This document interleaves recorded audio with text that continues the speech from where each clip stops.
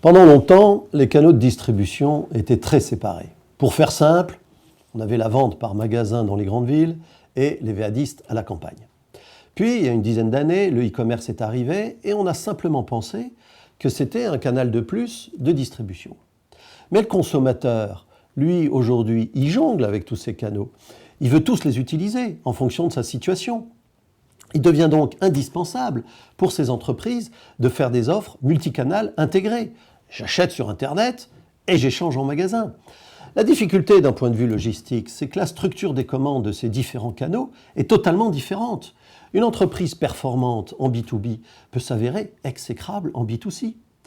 On constate donc une augmentation considérable de la complexité, mais celle-ci est exigée par le client. Le multicanal, c'est le point de passage obligé de la majorité des commerçants du futur. Alors, sans hésitation, le nombre de références au catalogue. Préparer une commande de 3 lignes s'avère être très différent suivant la taille du catalogue. Si on a 500 références dans ce catalogue, ce n'est pas la même chose que 50 000, tout le monde le comprendra. Mais contrairement à une idée reçue, on constate par ailleurs que plus l'activité augmente et plus la productivité diminue. Et pourquoi ? C'est parce que les entreprises, pour réaliser cette croissance en matière de chiffre d'affaires, augmentent le nombre de références proposées en catalogue à ses clients. On a donc un effet de massification négative. L'autre volet difficile et majeur concerne les niveaux de stock et le service que l'on veut rendre en échange. Plus le niveau de stock est élevé et plus effectivement la disponibilité des produits sera grande pour servir un consommateur. Mais le consommateur est très exigeant, particulièrement sur Internet. S'il clique et il valide un produit, il n'admettra pas qu'on lui envoie un courrier en lui disant « Désolé monsieur, ce produit est en rupture ». On voit donc actuellement se développer de nombreuses pratiques et beaucoup d'entre elles tournent autour des pratiques de cross-dock.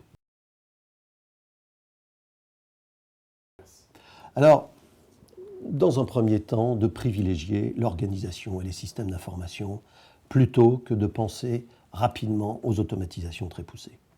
Un portefeuille de commandes, particulièrement en B2C, il s'analyse, il se travaille avant de le lancer en réalisation. Vous ne travaillerez pas les commandes monolignes de la même façon que les commandes multilignes. Vous n'aurez pas les commandes avec cadeau, celles sans cadeau. Donc la productivité, elle vient principalement de l'ensemble des algorithmes et des moteurs d'ordonnancement que vous aurez dans vos systèmes d'information. De ce point de vue, un travail considérable attend les éditeurs. On en est au début du slotting, du mapping, tous ces termes un peu barbares, mais qui commencent à rentrer dans les mœurs.